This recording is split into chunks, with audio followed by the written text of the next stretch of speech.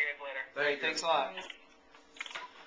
Is there anything coming up, Jen, this weekend, fight-wise? Yeah, Jim Boucher's got a show at Fisher's in Belleville, and then there's the show in Metropolis. What's Jim got coming up in Belleville? Any good matchups there? I'm the referee. Hey, Jason, referee. So the wrestling. You refereeing both kickboxing and MMA? I'm not sure. I think so. I have been. Okay.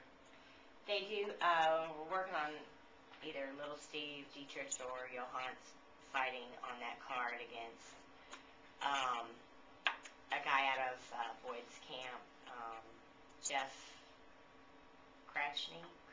That sound familiar? Whose camp? Catney Boyd.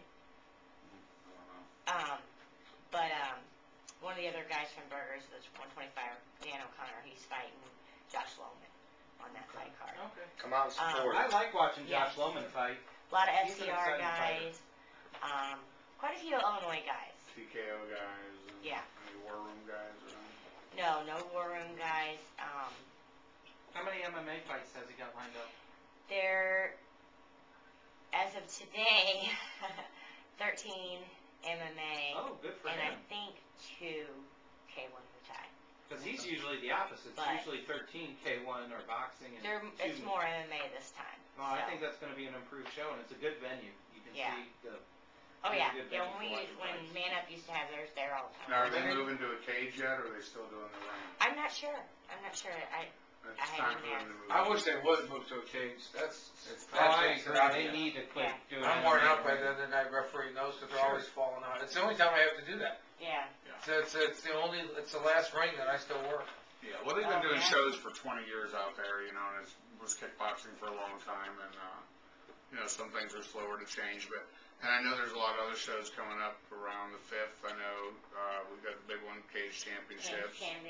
Jason Lyons doing a show, Yeah. Jesse Metropolis Finney's got a is show. Saturday. Yeah, we're going to have James Marino on here, I believe, next week. He was sick today. He's going to join us today, but he's the matchmaker for Lions Show. He's helping them. Or one of the He's helping matchmakers. Yeah. You know, he so ran he's gonna 50 come on. miles in 7.5 hours last week.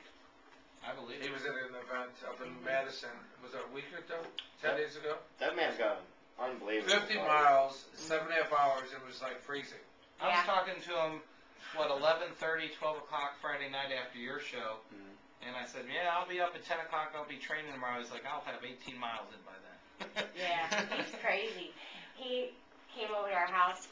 Funny story for Halloween. If my Facebook friends, or maybe it's MySpace, I can't remember which one they're up on, can go on and look at the pictures, but he came over to our house, and costumes were optional, and he showed up, come in the front door, and all our kids were there. We had all kinds of company, and there was lots of kids running around, and Barb and Tim were there, and Was he dressed up? Yes, he come he in was. black sweatpants and a black hoodie with the spider gloves on and his mouthpiece in, and That's a I'm like, oh, you're a fighter.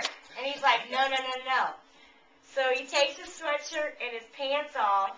Uh-oh. He's got a wig on with braids down the side. And he's He's his sister. he's his sister. Val He was wearing Duvall. Val's fight gear. that's Oh, it funny. was hysterical. It Yeah. was hysterical. We had little kids come up and Val should like, kick his ass for that. giving him the I'm sorry. craziest look. He Well, was- Val was bartending. And at he a went to the place. bar like that. He went to the bar like that. He did Of course, not. Yes, he he did. did. He She's is like, always I'm right. going to kill you. I bet she is, too. It was funny. Well, Andy, are we coming back for a final, or are we just going to wrap it up for the We're night? going to wrap it up, but let's end talking about a little bit about the 2009, some of the better camps for MMA in this area, in the general ground and pound listening area, and also some of the better fighters of 2009. Okay. We had a lot of guys from the ground and pound rankings who went pro.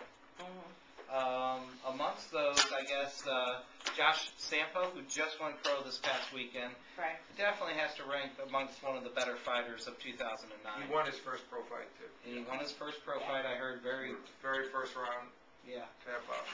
So, yeah, he's definitely, we had him here on the show. You know, I guess when you're talking about schools, you have to first mention Mike Rogers and St. Charles MMA. Yeah. They've had the most successful team of 2009, without a doubt. A lot of guys ranked #1 on the ground and pound rankings. Guys who aren't ranked #1. ended up being number one. Number one or on their way up there. I mean, these guys have just had a tremendous year. So hats off to St. Charles MMA and Mike Rogers' group out there. I think another group that needs to be mentioned is Dustin Sievers and Domain MMA. They had a real breakout year in 2009. Yeah, they did. For a He small doesn't camp, have that just a guy. couple guys, but every one of them performed real well. Yeah. Absolutely. And let's see, we learned about some new camps for ourselves, guys who were out at your fights this past Friday night, Jim. Well, Doug Sauer and his group out Yep, there. at the Full Contact Fitness has been going for a little over a year, and they're a well-schooled gym out there in Troy. But I'll say it because you guys can't, because you train there and I don't. But CMMA consistently is one of the best camps with the toughest guys, the most. They come to fight. You guys win 85% of the matches. Whether it's a first-time guy or an experienced guy. When they show up.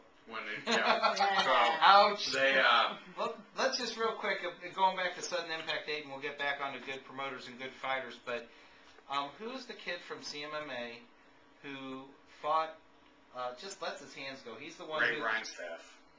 Man.